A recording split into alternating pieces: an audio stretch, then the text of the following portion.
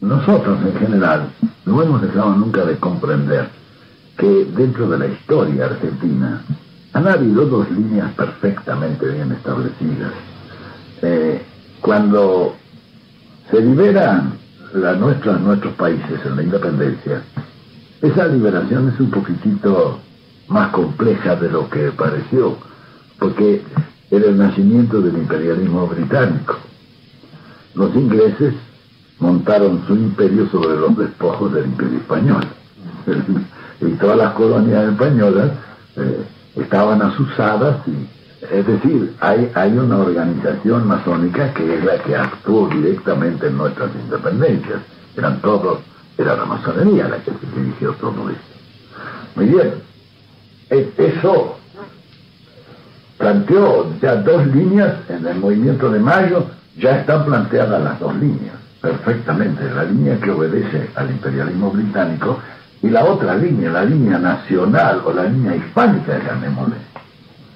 Esas dos líneas han gravitado durante la independencia con los sectores que participaban de una o de otra de esas líneas, la línea anglosajona y la línea hispánica.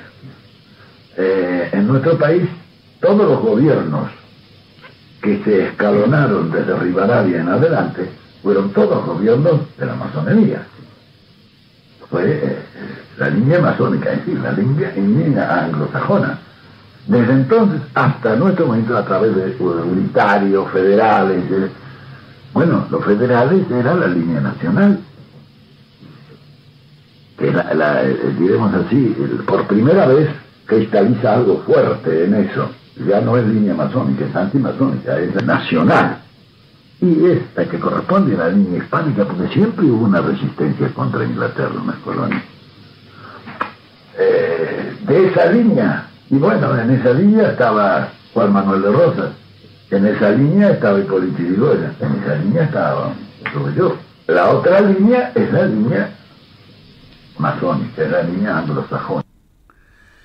Bueno, ahí escuchaban al general Perón en una entrevista allá por la década del 70, si no me equivoco, donde explicaba, ¿no?, lo que era la línea anglosajona y lo que es la línea hispánica. ¿Y por qué pusimos este video hoy 14 de octubre, luego de que haya pasado el día 12 de octubre, Día de la Raza, ¿no?, diversidad cultural las pelotas, como escribí el otro día? Y vine a la colación porque justamente nosotros somos la herencia de esa línea hispánica, ¿no?, aquella que está correlacionada con la línea nacional, que, como bien él dice, nace ya desde la Revolución de Mayo, y para eso les recomiendo mirar el programa donde lo hablamos con Leo Cajal, ese tema. Desde ese día se ven dos claras líneas, una que respondía al imperialismo anglosajón masónico y una línea nacional hispánica, que luego, con el correr de los años, lograda ya la independencia de España, que por eso les digo, vayan a ese programa y van a ver justamente de qué iba, ¿no?, esa independencia, por qué se logra. No era porque queríamos romper los vínculos hispánicos, al contrario, luego se reafirman esos vínculos. Nace la línea, o se continúa en la línea federal, como la nacional, y la de los unitarios, que era también anglosajona y masónica, ¿no?, a través de los dos imperios en ese momento, Francia e Inglaterra, que venían a hacer de las suyas en estas latitudes. Luego él dice que justamente la continuidad de esos movimientos federales, nacionales, fueron el irigoyenismo, ¿no?, donde también los invito a ver un programa donde lo tocamos con Leo Cajal, donde hablamos de los golpes de septiembre, donde hablamos de por qué se lo golpea a Irigoyen, ¿no? Todo tenía que ver con el petróleo y los hidrocarburos. Y luego, obviamente, el movimiento nacional justicialista, que también estaba representado en la línea nacional, ¿no?, aquel que nació el 17 de octubre del 45, ¿no?, que se hizo popular y que había empezado en junio de 1943 a través de la revolución, ¿no? del 43. ¿Qué había en contraposición al movimiento nacional justicialista, que era la línea nacional? La famosa Unión Democrática. Y la Unión Democrática tenía la masonería, el comunismo, los radicales, que habían dejado ya al irigoyenismo de lado, la línea alvearista, como llamara Diego Masieri, amigo de la casa, los socialistas, ¿no?